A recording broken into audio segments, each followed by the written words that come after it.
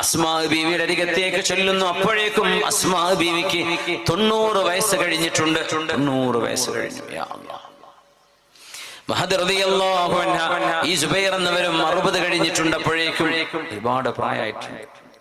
ഉമ്മ, എന്നെ ഹജ്ജാജ് ഇബ്നു യൂസുഫ് കൊല്ലാൻ വരുന്നുണ്ട്, ഞാൻ എന്താണ് ചെയ്യേണ്ടത്?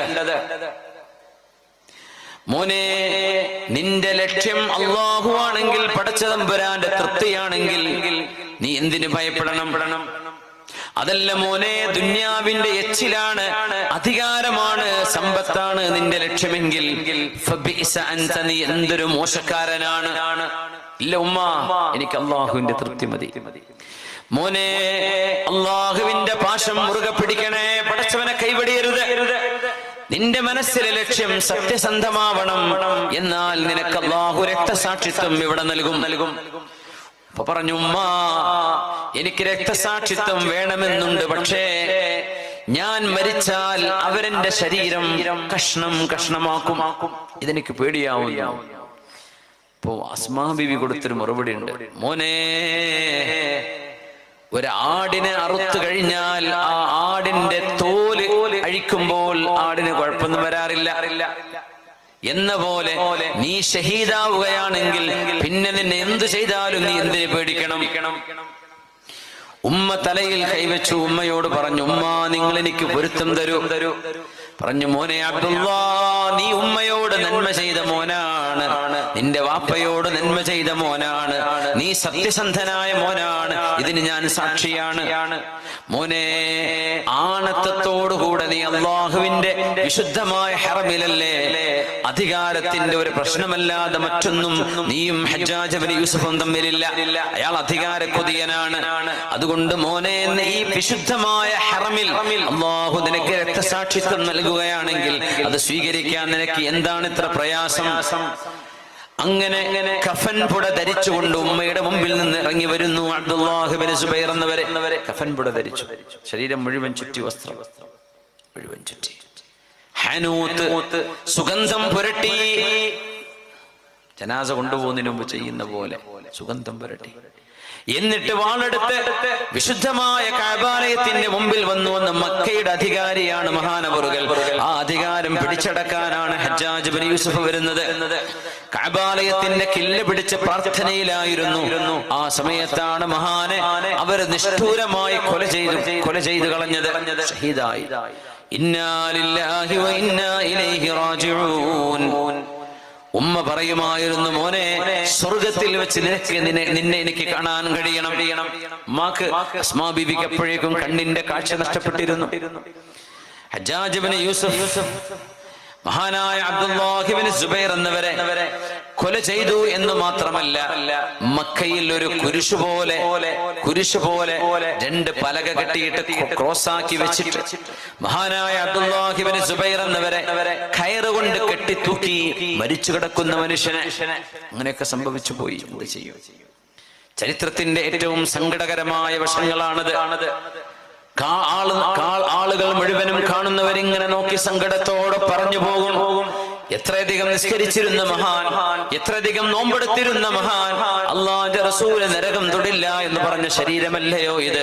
തല താഴ്ത്തി ഇങ്ങനെ ആ കുരിശിൽ തറച്ച പോലെ, സ്വലീബ് തന്നെ പറയുന്നത്, കുരിശിൽ തറച്ച പോലെ മഹാന്റെ കൈകാലുകൾ കെട്ടിവെച്ച് ജീവനില്ലാത്ത ആ ശരീരം കഴുത്ത് താഴ്ത്തി കിടക്കുമ്പോ ഒരു റുകൂഇലോ സുജൂദിലോ കിടക്കുന്ന പോലെ 3 ദിവസം മഹാനായ അബ്ദുല്ലാഹ് ഇബ്നു സുബൈർ എന്നവരുടെ ഉമ്മ അസ്മാ ബീവിയോട് ആരൊക്കെയോ ചെന്ന് പറഞ്ഞു, ഉമ്മ, നിങ്ങളുടെ മോൻ അബ്ദുല്ലാഹ് ഇബ്നു സുബൈറിനെ മറവ് പോലും ചെയ്യാതെ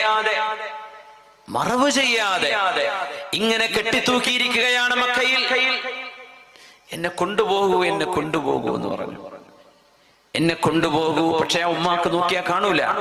എന്നിട്ട് പറഞ്ഞു, എന്റെ മോൻ അബ്ദുള്ളയുടെ മുമ്പിലേക്ക് എത്തിയാൽ നിങ്ങൾ എനിക്ക് പറഞ്ഞു തരണം, ഞാൻ അവിടെ ഇരുന്നിട്ട് എനിക്ക് ചില കാര്യങ്ങൾ പറയാനുണ്ട്. എന്നിട്ട് മഹദിയായ അസ്മാ ബീവി 90 വയസ്സ് കഴിഞ്ഞ ഉമ്മ, കണ്ണു കാണാതെ അന്ധത തിമിരം ബാധിച്ചിരുന്നു. മഹദി റളിയല്ലാഹു അൻഹാ അബ്ദുല്ലാഹ് ഇബ്നു സുബൈർ എന്ന മകന്റെ അരികത്ത് വന്നിരുന്നു. മേലെ തൊട്ടു മുമ്പിൽ മഹാൻ കെട്ടിത്തൂങ്ങി കിടക്കുകയാണ് അവിടെ ശത്രുക്കൾ ചെയ്തത്. അവിടെ നിന്നിട്ട് പറഞ്ഞു, മോനെ അബ്ദുല്ലാ, കുൻത ബാറൻ ബി ഉമ്മിക്, മോനെ നീ നിന്റെ ഉമ്മയോട് ഒരുപാട് നന്മ ചെയ്ത മോനാണ്, നീ ഒരിക്കലും എന്നെ വേദനിപ്പിച്ചിട്ടില്ല മോനെ. അതൊരു ഉമ്മ നൽകുന്ന ഏറ്റവും വലിയ അംഗീകാരമാണ്. നമ്മളെ മക്കളായവരോട്, മാതാപിതാക്കൾ, നിങ്ങൾ ഞങ്ങൾക്ക് ഉപകാരം ചെയ്ത മക്കളാണ്, മക്കളെ നിങ്ങൾ ഉമ്മയെ ഉപ്പയെ നിങ്ങളെ കഴിയുന്ന പോലെ നോക്കിയിട്ടുണ്ട് എന്നൊരു വാക്ക് ഉമ്മയുടെ ഉപ്പയുടെ വായിൽ നിന്ന് കേൾക്കാൻ മക്കൾ കൊതിക്കുന്നുണ്ട്, ആഗ്രഹിക്കുന്നുണ്ട്. അത് ഏറ്റവും വലിയ അംഗീകാരമാണ്, ഒരു ഉമ്മ നൽകുന്ന ഏറ്റവും വലിയ സർട്ടിഫിക്കറ്റ്. മോനെ സുബൈർ, അബ്ദുല്ലാഹി ഇബ്നു സുബൈർ, സുബൈറിന്റെ മകനെ, എന്റെ ഭർത്താവ് സുബൈർ ഇബ്നുൽ അവ്വാം, എന്നിൽ നിന്ന് ജനിച്ച മോനെ അബ്ദുല്ലാഹ്, കുൻത ബാറൻ ബി ഉമ്മിക്, നിന്റെ ഉമ്മയോട്, പാപ്പയോടും, പാപ്പ നേരത്തെ വഫാത്തായി, ഒരുപാട് നന്മ ചെയ്തിരുന്ന ആളാണ്. നൽകുന്നുണ്ടേ നാളത്തെ പരിപാടിക്ക് വേണ്ടി. ഒരു എൻവലപ്പ് നൽകുന്നുണ്ട്. നാളത്തെ പരിപാടിക്ക് വരുമ്പോഴേ നിർബന്ധമായിട്ടും എല്ലാവരും കഴിയുന്ന ഒരു സംഖ്യ ഞാൻ സൂചിപ്പിച്ചു, നിങ്ങളെ കൊണ്ട് പറ്റുന്നത് നിങ്ങൾ കൊണ്ടുവന്ന് കൊടുക്കണേ. നാളെ നൗഷാദ് ബാഖവി അവറുകളാണ്, മറ്റന്നാൾ കബീർ ബാഖവി ഉണ്ട്. ഇൻഷാ അല്ലാഹ് ആ സംഭവങ്ങളൊക്കെ നമുക്ക് വിജയിപ്പിക്കണം ഇൻഷാ അല്ലാഹ്. ഇനി ഇവിടത്തെ വിളിച്ചു ചോദിക്കുമ്പോഴേ മുസ്തഫ സാഹിബ് ഉസ്താദൊക്കെ പറയണം, പരിപാടി കഴിഞ്ഞിട്ട് ഞങ്ങൾ ആ ലക്ഷ്യവും പൂർത്തിയായി എന്നൊരു വാക്ക് കേൾക്കണം. അതിനാണ് ആഗ്രഹം. ഇൻഷാ അല്ലാഹ്. അല്ലാഹു തൗഫീഖ് ചെയ്യട്ടെ.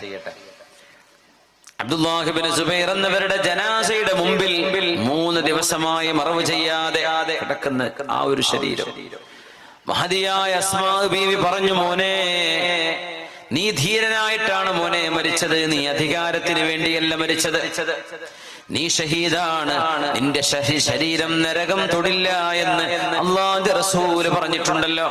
അതുകൊണ്ട് മോനെ, നിന്റെ കൊലപാതകികളായ ആളുകൾ ആരോ അവർക്ക് അല്ലാഹു തക്കതായ ശിക്ഷ നൽകും എന്ന് എനിക്ക് ഉറപ്പുണ്ട്. മോനെ, നിന്നെ ഞാൻ സ്വർഗത്തിൽ വെച്ച് കാണാൻ ആഗ്രഹിക്കുകയാണ് മോനെ, മഅസ്സലാം, നിന്നെ സ്വർഗത്തിൽ വെച്ച് കാണാം എന്ന് പറഞ്ഞ് യാത്ര പിരിയുകയാണ്. എന്നിട്ടാണ്, അതും കഴിഞ്ഞ് മണിക്കൂറുകൾ കഴിഞ്ഞിട്ടാണ് മഹാനെ താഴെ ഇറക്കിയിട്ട് മറവ് ചെയ്യുന്നത് അബ്ദുല്ലാഹി ഇബ്നു സുബൈർ റളിയല്ലാഹു അൻഹു. ഇത്രമേൽ വലിയൊരു പരീക്ഷണം നിബിതങ്ങളാണെന്ന് എത്രയോ വർഷങ്ങൾക്ക് മുമ്പ് നിബിതങ്ങളുടെ ദീർഘദർശനം നോക്കണേ. അബ്ദുല്ലാഹി ഇബ്നു സുബൈറെ, നിങ്ങൾക്ക് ജനങ്ങളിൽ നിന്ന് ചില വെല്ലുവിളികൾ വരാനുണ്ട്, നിങ്ങൾ ജനങ്ങൾക്ക് ചില വെല്ലുവിളികൾ ഉയർത്തുകയും ചെയ്യും. ആ അദ്ദേഹം ഉയർത്തിയ വെല്ലുവിളി ബനൂ ഉമയ്യ ഭരണാധികാരികൾക്ക് അദ്ദേഹത്തിന്റെ വ്യക്തിപ്രഭാവവും പ്രൗഢിയും തറവാടും കൊണ്ട് ഉയർത്തിയ വെല്ലുവിളിയാണ്, വേറൊന്നും ചെയ്തിട്ടില്ല. പക്ഷേ അദ്ദേഹം ഖലീഫയായത് ഇഷ്ടപ്പെടാത്തതിന്റെ പേരിൽ അദ്ദേഹത്തെ ഈ രീതിയിൽ നിഷ്കരുണം വധിച്ചു കളഞ്ഞ അന്നത്തെ ഭരണാധികാരിയായിരുന്ന ഹജ്ജാജ് ഇബ്നു യൂസുഫിന്റെ സൈന്യം. പുണ്യനബി ഞങ്ങളത് പറയുകയാണ്, ഇങ്ങനെയൊക്കെ സംഭവിക്കും അബ്ദുള്ള, പക്ഷേ നിങ്ങളുടെ ശരീരം നരകം തൊടുകയില്ല. പോരെ, لا تمسك النار. علو في الحياة وفي الممات بحق أنت إحدى المعجزات كأنك واقف فيهم خطيبا وهم وقفوا قياما للصلاة مددت يديك نحوهم احتفاء كمدهم إليك بالهبات. ജനങ്ങൾക്കും സമൂഹത്തിനും നന്മ മാത്രം നൽകുകയും എന്നാൽ അല്ലാഹു ഷഹാദത്ത് കൊണ്ട് ആദരിക്കുകയും ചെയ്ത അസ്മാ ബീവി റളിയല്ലാഹു അൻഹയുടെ മടിത്തട്ടിൽ ഹിജ്റ കഴിഞ്ഞു വളർന്നു വന്ന സ്വഹാബിയായ കൊച്ചുമോനായി വളർന്ന അബ്ദുല്ലാഹി ഇബ്നു സുബൈർ റളിയല്ലാഹു തആല അൻഹു അനശ്വരമായ അടയാളപ്പെടുത്തലുകൾ, തിരുശേഷിപ്പുകൾ നമ്മുടെ മുമ്പിൽ ഇട്ടേച്ചുകൊണ്ടാണ് പോകുന്നത്. ആയിഷ ബീവി റളിയല്ലാഹു അൻഹ എന്റെ മോൻ എന്ന് പറയുമായിരുന്നു. മഹാനെ, എന്റെ മോനാണത്. ആയിഷ ബീവി അറിയപ്പെടുന്നത് ഉമ്മ അബ്ദില്ല എന്നാണ്, അബ്ദുള്ളന്റെ ഉമ്മ. മഹദിയായ ആയിഷ ബീവിക്ക് മക്കളുണ്ടോ? ഇല്ല, മക്കളുണ്ടായിട്ടില്ല. പക്ഷെ മക്കളുള്ള ആൾക്കാണല്ലോ ഉമ്മ അല്ലെങ്കിൽ അബ് എന്ന് ചേർത്ത് വിളിക്കുക. ഉമ്മ അബ്ദില്ല എന്ന ആയിഷ ബീവി അറിയപ്പെടും, അബ്ദുള്ളാന്റെ ഉമ്മ. അത് ഏത് അബ്ദുള്ളയാണ്? ജ്യേഷ്ഠത്തെ അസ്മാ ബീവിന്റെ ഈ മോൻ അബ്ദുള്ളയെ ആയിഷ ബീവി റളിയല്ലാഹു അൻഹ വല്ലാണ്ട് ഇഷ്ടപ്പെട്ടിരുന്നു.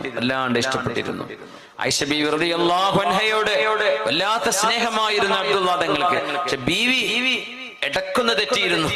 ഒന്നുമല്ല, ആയിഷ റളിയല്ലാഹു അൻഹ വല്ലാതെ ദാനം ചെയ്തിരുന്ന മഹദിയാണ്. കിട്ടുന്നത് മുഴുവൻ ദാനം ചെയ്യും. 80,000 ദിർഹം ഒരു ദിവസം രാവിലെ വന്നിട്ട് വൈകുന്നേരം എല്ലാം കൊടുത്തു കഴിഞ്ഞു പാവപ്പെട്ടവർക്ക്. ഒരു ദിർഹം എടുത്തു വെച്ചില്ല. ആയിഷ ബീവിക്ക് അന്ന് നോമ്പാണ്. നോമ്പ് തുറക്കാൻ ഒരു മാംസ കഷ്ണം വാങ്ങിക്കാൻ നിങ്ങൾ എന്തേ പറയാതിരുന്ന എനിക്ക് ഓർമ്മ ഉണ്ടായില്ല എന്ന് പറഞ്ഞു ആയിഷ ബീവി റളിയല്ലാഹു അൻഹ. അതാണ് ആയിഷ ബീവി. ഒരിക്കൽ ആയിഷ ബീവി റളിയല്ലാഹു അൻഹ ഒരു വീട് ഉണ്ടായിരുന്നു മഹദിയുടെ പേരിൽ. ആ വീട് വിറ്റ് ആ കാശ് മുഴുവൻ അന്ന് തന്നെ പാവപ്പെട്ടവർക്ക് കൊടുത്തു തീർത്തു. ഇത് കണ്ടപ്പോ അബ്ദുള്ളവർക്ക് ദേഷ്യം വന്നു. ജ്യേഷ്ഠത്തിന്റെ മകൻ ഈ അബ്ദുല്ലാഹി ഇബ്നു സുബൈർ അവര് പറഞ്ഞു ആയിഷ ബീവിയെ ഹജ്ർ ചെയ്യും എന്ന് പറഞ്ഞ ആയിഷ ബീവി ഇനി എന്ത് ഇടപാട് നടത്തിയാലും അത് സ്വീകരിക്കില്ല. ഞാൻ അറിയാതെ ആയിഷ ബീവിയെ ഇനി ഒരു ഇടപാടിനും ആരും വിളിക്കരുത്. ആയിഷ ബീവി തന്നാൽ ആരും വായിക്കും ചെയ്യരുത്. കാരണം സമ്പത്ത് ഇങ്ങനെ ആയിഷ ബീവി കൊടുത്തു തീർത്താൽ എന്തെങ്കിലും ബാക്കി വെക്കണ്ടേ എന്ന് പറഞ്ഞു. അത് ആയിഷ ബീവിക്ക് ഭയങ്കര വേദനയായി. എന്റെ കൈ പിടിക്കുന്നു, ഞാൻ ചെലവഴിക്കുന്നത് അള്ളാഹ്ക്ക് വേണ്ടിയല്ലേ. സംഭവം ശരി തന്നെയാണ്. ഗുണകാംക്ഷ കൊണ്ടാണ് ഈ അബ്ദുള്ള എന്നവർ പറഞ്ഞത്. ഒരു വീട് വിറ്റിട്ട് ആ പൈസ മുഴുവൻ അന്നക്കന്ന് മുഴുവൻ ആളുകൾക്കും സ്വതക്ക ചെയ്തു ആയിഷ ബീവി റളിയല്ലാഹു അൻഹ. അപ്പൊ പറഞ്ഞ വാക്കാണ്, ഇങ്ങനെ പോയാൽ ആയിഷ ബീവി ഒരു കാര്യവും സാമ്പത്തിക ഇടപാട് ചെയ്താൽ ശരിയാവില്ല എന്ന് ഞാൻ പറയാൻ പോവാണ്. ആയിഷ ബീവി ആര് കൊടുത്താലും ആയിഷ ബീവിക്ക് കൊടുക്കുന്നതോ ബീവി കൊടുക്കുന്നതോ ഇടപാടുകൾ ശരിയാവില്ല, അത് ഞാൻ മുഖേന ആവണം എന്ന നിർബന്ധം വെച്ചു മഹാനവറുകൾ. ആയിഷ ബീവി അങ്ങ് തെറ്റി. എന്നെ നിയന്ത്രിക്കുകയോ എന്ന് പറഞ്ഞിട്ട് മിണ്ടിയില്ല. അത് ദീർഘമായ മറ്റൊരു ചരിത്രമാണ്. അങ്ങനെ അവസാനം ബീവി റളിയല്ലാഹു അൻഹ തെറ്റൊക്കെ മാറി അബ്ദുള്ള റളിയല്ലാഹു അൻഹു രണ്ട് മഹാന്മാരായ റസൂലുള്ളാഹി തങ്ങളുടെ ഉമ്മയുടെ ബന്ധുക്കളായ രണ്ട് സ്വഹാബിമാരെയും കൂട്ടിച്ചെന്ന് ആയിഷ ബീവി റളിയല്ലാഹു അൻഹയുടെ വീട്ടിലേക്ക് സർപ്രൈസ് ആയിട്ട് കയറി ചെന്ന് ബീവിയെ കൊണ്ട് സമ്മതിപ്പിച്ച് മിണ്ടി അങ്ങനെ തെറ്റുകൾ തീർന്ന് അതിനുശേഷമാണ് വഫാത്താകുന്നത് റളിയല്ലാഹു അൻഹ. അത്രയും ബീവി ഇഷ്ടപ്പെട്ടിരുന്ന മോന ഉമ്മ അബ്ദുല്ല എന്നാ പറയാം. അബ്ദുള്ളയുടെ ഉമ്മ ആയിഷ ബീവി അറിയപ്പെടുക. ആയിഷ ബീവിയുടെ മോനല്ല, അത് ജ്യേഷ്ഠത്തെ അസ്മാ ബീവിന്റെ മോനാണ്. പക്ഷേ വളർന്നതും പഠിച്ചതും ഒക്കെ ആയിഷ ബീവിയിൽ നിന്നാണ്. ഒരുപാട് ഹദീസുകൾ പഠിച്ച മഹാനായിരുന്നു മഹാനവറുകൾ. അതുകൊണ്ട് ഒരു കൊച്ചുകുട്ടിയിൽ നിന്ന് ഉണ്ടാവേണ്ട, ഒരു കുട്ടികളോട് നമ്മൾ ചെയ്യേണ്ട മര്യാദകളടക്കം പുണ്യനിബിതങ്ങളുമായി ഉണ്ടായ മഹാനവറുകളുടെ ആ ജീവിതത്തിലെ അനുഭവങ്ങളടക്കം ഒരുപിടി നന്മകൾ നമ്മുടെ ജീവിതത്തിലേക്ക് പകർത്താനുണ്ട്. സർവശക്തനായ അല്ലാഹു സജ്ജനങ്ങളും സ്വാലിഹീങ്ങളുമായ ഹബീബിൽ നിന്ന് വെളിച്ചം സ്വീകരിച്ച സ്വഹാബിമാരുടെ ജീവിത വിശുദ്ധി അല്ലാഹു നമുക്കും അതിൽ അല്പമെങ്കിലും തന്ന റബ്ബ് തആല നമ്മെ അനുഗ്രഹിക്കട്ടെ. നമ്മുടെയൊക്കെ ജീവിതവും മരണവും നമ്മുടെയൊക്കെ പ്രവർത്തനങ്ങളും നമ്മൾ പറയുന്നതും കേൾക്കുന്നതും ചിന്തിക്കുന്നതും പ്രവർത്തിക്കുന്നതും ഒക്കെ കാരുണ്യവാനായ അള്ളാഹു അവൻ ഇഷ്ടപ്പെട്ട അമലുകളാക്കി മാറ്റിത്തരട്ടെ. അള്ളാഹു നമ്മൾ സൽസ്വഭാവികളാക്കി അള്ളാഹു നമ്മളെ മാറ്റിത്തരട്ടെ. ഹുസ്നുൽ ഖുലുഖ് അള്ളാഹു നമുക്ക് നൽകി അനുഗ്രഹിക്കട്ടെ. അൽഹംദുലില്ലാഹി റബ്ബിൽ ആലമീൻ. حمدا يوافي نعمه ويكافئ مزيدا. اللهم صل على سيدنا محمد وعلى آل سيدنا ومولانا وحبيبنا محمد. اللهم صل صلاة كاملة وسلم سلاما تاما على سيدنا محمد الذي تنحل به العقد وتنفرج به الكرب وتقضى به الحوائج وتنال به الرغائب وحسن الخواتم ويستسقى الغمام بوجهه الكريم وعلى آله وصحبه في كل لمحة ونفس بعدد كل معلوم لك. കാരുണ്യവാനായ അല്ലാഹുവേ അല്ലാഹുവേ അല്ലാഹുവേ ഈ വിശുദ്ധമായ സദസ്സിനെ നീ സ്വീകരിക്കണേ തമ്പുരാനെ. അല്ലാഹുവേ ഞങ്ങളുടെ എല്ലാ ചെറുതും വലുതും രഹസ്യവും പരസ്യവുമായ എല്ലാ തെറ്റുകുറ്റങ്ങളും ഞങ്ങൾ പോലും ഓർക്കാത്തത് മറന്നുപോയതടക്കം അല്ലാഹുവേ ഞങ്ങൾക്ക് മാപ്പ് നൽകണേ റബ്ബേ. അല്ലാഹുമ്മ ഇന്നാ തുബ്നാ ഇലൈക്, നിന്നിലേക്ക് തൗബ ചെയ്ത് മടങ്ങുന്നു റബ്ബേ, ഞങ്ങൾക്ക് മാപ്പ് നൽകണേ റഹ്മാനെ. തൗബ ചെയ്ത് മടങ്ങിയിട്ട് വീണ്ടും തെറ്റ് ചെയ്യുന്നവരാണ് റബ്ബേ. അല്ലാഹുവേ ഞങ്ങൾക്ക് വീണ്ടും നീ മാപ്പ് നൽകണേ തമ്പുരാനെ. അല്ലാഹു ഞങ്ങളുടെ മാതാപിതാക്കൾ, ഗുരുനാഥന്മാർ, ഉസ്താദുമാർ, ഞങ്ങളോട് സ്നേഹബന്ധമുള്ള മുഅ്മിന മുഅ്മിനാത്തുകൾ, ദുആ കൊണ്ട് വസിയത്ത് ചെയ്തവർ, അല്ലാഹുവേ ഈ വിശുദ്ധമായ മസ്ജിദിന്റെ ഈ ഇവിടുത്തെ കാലാമ്പൂർ ഈസ്റ്റ് ജുമാ മസ്ജിദിന്റെ പരിസരങ്ങളിൽ താമസിക്കുന്ന ഇവിടുത്തെ മുഅ്മിന മുഅ്മിനാത്തുകൾ, ഇവിടെ വന്നിരിക്കുന്ന ഉമ്മമാർ, ഉപ്പമാർ, പ്രായമുള്ള ആളുകൾ, കുട്ടികൾ, വിദ്യാർത്ഥിനികൾ, കാരുണ്യവാനായ റബ്ബേ എല്ലാ എല്ലാവരെയും നീ അനുഗ്രഹിക്കണമേ അല്ലാ. എല്ലാവരെയും അനുഗ്രഹിക്കണേ റബ്ബേ. നീ നിന്റെ പൊരുത്തത്തിലാക്കണേ പടച്ചവനെ.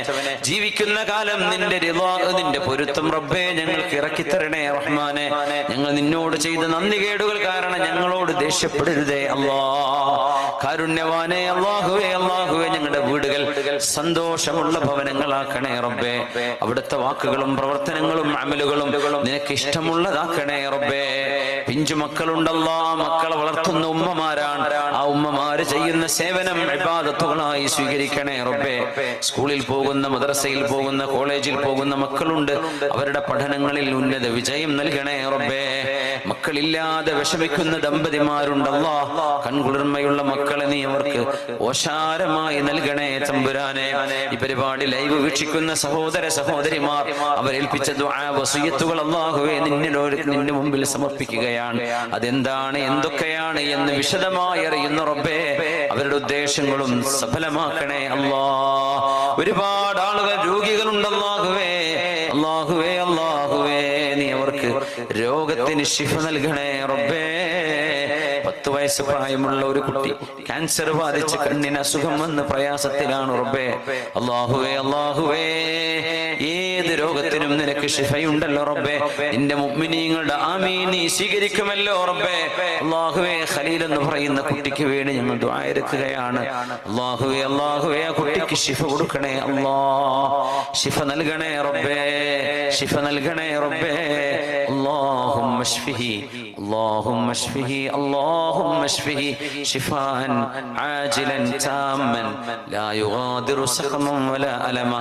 أسأل الله العظيم رب العرش العظيم أن يشفيه. أسأل الله العظيم رب العرش العظيم أن يشفيه. أسأل الله العظيم رب العرش العظيم أن يشفيه. അതുപോലെ റബ്ബേ, പിഞ്ചു മക്കളും പ്രായമുള്ളവരും ഒരുപാട് ആളുകൾ ദുആ ഇറക്കാൻ വസിയത്ത് ചെയ്തല്ലോ. അല്ലാഹുവേ, അല്ലാഹുവേ നീ അവർക്കൊക്കെ ശിഫ കൊടുക്കണേ റഹ്മാനേ. 2 മാസം മുമ്പ് വാപ്പ മൊയ്തീൻ ഹാജി എന്നവർ വഫാത്തായി. അവർക്ക് വേണ്ടി ദുആ ഇറക്കാൻ മകൻ 10,000 രൂപ അവരുടെ ചില മുറാദുകൾ ഹാസിലാവാനും അല്ലാഹുവേ അവരുടെ മുറാദ് ഹാസിലാക്കണേ റബ്ബേ. ആ വാപ്പയുടെ ഖബറിലേക്ക് ആ സംഭാവന പ്രകാശമായി എത്തിക്കണേ റബ്ബേ, നൂറായി എത്തിക്കണേ റബ്ബേ. മകൻ വാപ്പാക്ക് ചെയ്ത ബിറായി നന്മയായി നീ ഇത് കബൂലാക്കണേ പടച്ചവനെ. രോഗങ്ങൾ മാറാനും ഹലാലായ കാര്യങ്ങൾ നിറവേറാനും പഠനത്തിനും ജോലിക്കും ഖൈറിലാകുന്നതിനും ഈമാൻ കിട്ടി മരിക്കാനും ദുആ ചെയ്യാൻ വസിയത്തുണ്ട് റബ്ബേ. ആ ഉദ്ദേശങ്ങളൊക്കെയും നിറവേറ്റണേ തമ്പുരാനെ. മരിച്ചുപോയ ഉമ്മാക്ക് വേണ്ടി ദുആ ചെയ്യാൻ 5000 രൂപ സംഭാവന നൽകിയവരുണ്ട് റബ്ബേ. ആ പ്രിയപ്പെട്ട ഉമ്മയുടെ ഖബർ സ്വർഗ്ഗത്തോപ്പാക്കണേ റബ്ബേ. ഇവിടെ നമ്മൾ അനുസ്മരിച്ച ഉസ്താദിന്റെ ഉമ്മ, അല്ലാഹു ഇതുപോലെ പല ആളുകളുടെയും വാപ്പമാര് ഉപ്പമാര് എടുത്ത സമയങ്ങളിൽ മരണപ്പെട്ടു പോയവരുണ്ട്. അല്ലാഹുവേ പടച്ചവനെ അവർക്ക് ശിഫ നൽകി, അല്ലാഹുവേ അവർക്ക് മഗ്ഫിറത്ത് നൽകി ഖബറിനെ സ്വർഗ്ഗത്തോപ്പാക്കി കൊടുക്കണേ റഹ്മാനെ. ഒരുപാട് ഉപ്പമാർ ഉമ്മമാർ രോഗികളാണ്. ഒരു ഉമ്മ ഓർമ്മശക്തി നഷ്ടപ്പെട്ട് വിഷമത്തിലാണ്. അല്ലാഹുവേ മകൻ ദുആ ഇറക്കാൻ പറഞ്ഞിട്ടുണ്ട്. ആ ഉമ്മാക്ക് ശിഫ നൽകണേ റബ്ബേ, ശിഫ നൽകണേ റബ്ബേ. ആ ഓർമ്മക്കുറവ് പരിഹരിക്കണേ തമ്പുരാനെ. കിഡ്നിക്ക് അസുഖമുള്ള ഞങ്ങളുടെ പ്രിയപ്പെട്ട ഒരു സഹോദരനുണ്ട്. അല്ലാഹുവേ അദ്ദേഹത്തിന് ശിഫ കൊടുക്കണേ റബ്ബേ, ശിഫ നൽകണേ റബ്ബേ, ശിഫ നൽകണേ റബ്ബേ. അല്ലാഹു ഞങ്ങൾ ഭക്ഷണം കഴിച്ച വീട്ടില് അദ്ദേഹത്തിന്റെ വീട്ടുകാരും അവർക്കും അല്ലാഹുവയുടെ മക്കൾ കുടുംബം അവിടെ ദുആ ഇറക്കാൻ വസിയത്ത് ചെയ്ത് അവിടെ വന്ന ഒരുപാട് ആളുകൾ പ്രത്യേക വസിയത്തുകൾ ചെയ്തു റബ്ബേ. അവരുടെയൊക്കെ ഉദ്ദേശങ്ങളെ പൂർത്തിയാക്കണേ പടച്ചവനെ. രോഗങ്ങൾക്ക് ശിഫ നൽകണേ റബ്ബേ. അല്ലാഹുവേ, അല്ലാഹുവേ ഈ മഹല്ലിനെ, ഈ നാടിനെ അല്ലാഹുവേ സുരക്ഷിതമായ നിന്റെ നിഅമത്തുകളാൽ നിറഞ്ഞ ഇടമാക്കണേ അല്ലാഹ്. ഒരു ചെറുപ്പക്കാരൻ 3 കുട്ടികൾ ജനിച്ചു. 3 പേരും 1 വയസ്സിൽ താഴെയാകുമ്പോൾ മരണപ്പെട്ടു. ഭാര്യ ഇപ്പോ പ്രസവിച്ചിരിക്കുന്നു എന്ന് പറഞ്ഞു റബ്ബേ. ആ ചെറുപ്പക്കാരന് അബ്ദുൽ ഗഫൂർ എന്ന് പറയുന്ന ചെറുപ്പക്കാരന് റബ്ബേ ആ മക്കൾക്ക് ആയുസ് കൊടുത്ത് അനുഗ്രഹിക്കണേ തമ്പുരാനെ, ആയുസ് കൊടുത്ത് അനുഗ്രഹിക്കണേ തമ്പുരാനെ. ഇന്ന് രാവിലെ മലപ്പുറത്ത് വെച്ച് കണ്ടു, ദുആ ഇറക്കാൻ വേണ്ടി പറഞ്ഞതാണ്. അല്ലാഹുവേ ഓരോരോ വിഷയങ്ങൾ ആരൊക്കെയാണോ എന്തിനൊക്കെയാണോ ദുആ വസിയത്ത് ചെയ്തത് അതറിയുന്ന പടച്ചവനെ, ഞങ്ങൾ ഓരോരുത്തരുടെയും മനസ്സ് ഞങ്ങൾ പറയുകയോ എഴുതുകയോ ചെയ്യുന്നതിന് മുമ്പേ അറിയുന്നവനെ അല്ലാഹുവേ, ഞങ്ങളൊക്കെ പലതരത്തിൽ മാനസികവും ശാരീരികവും സാമ്പത്തികവും സാമൂഹികവുമായ പലതരത്തിലുള്ള വിഷമങ്ങളിലൂടെ കടന്നു പോകുന്നവരാണ് അല്ലാഹുവേ. എല്ലാം നീ പരിഹരിക്കണേ തമ്പുരാനെ. സാമ്പത്തികമായി ഞെരുക്കങ്ങളും പ്രയാസങ്ങളും ഉണ്ടല്ലോ, ഞങ്ങൾ ഓരോരുത്തരുടെയും കടബാധ്യതകൾ വിടാനുള്ള വഴി, ഹലാലായ വഴി, നിനക്ക് പൊരുത്തമുള്ള വഴി ഞങ്ങൾക്ക് എളുപ്പമാക്കി തന്ന് അനുഗ്രഹിക്കണേ അല്ലാഹ്. കാരുണ്യവാനായ റബ്ബേ, അല്ലാഹുവേ, വിവാഹം ആലോചിക്കുന്ന ആൺകുട്ടികളും പെണ്ണുങ്ങളുണ്ട് അല്ലാഹുവേ, അവർക്കൊക്കെ യോജിച്ച ഇണകളെ നൽകണേ തമ്പുരാനെ. ജോലി അന്വേഷിക്കുന്നവർക്ക് ഖൈറായ ജോലി കൊടുക്കണേ റബ്ബേ. കച്ചവടങ്ങളും ബിസിനസ്സും ചെയ്യുന്ന ആളുകളാണ് റബ്ബേ. ചില ആളുകൾ അവരുടെയൊക്കെ കച്ചവടങ്ങളിൽ വിദേശങ്ങളിൽ ഗൾഫ് രാജ്യങ്ങളിലുള്ളവരുണ്ട്, അവർക്കൊക്കെ നീ ബർക്കത്ത് നൽകണേ തമ്പുരാനെ. ഈ ജുമാ മസ്ജിദിന്റെ പുനരുദ്ധാരണത്തിനും ഈ മസ്ജിദും ഇതുപോലെ മദ്രസക്കും വേണ്ടി ഇതിനു വേണ്ടി കഷ്ടപ്പെടുന്ന, ഇതിനു വേണ്ടി സഹായിച്ച ആളുകൾ ഓരോരുത്തരുടെയും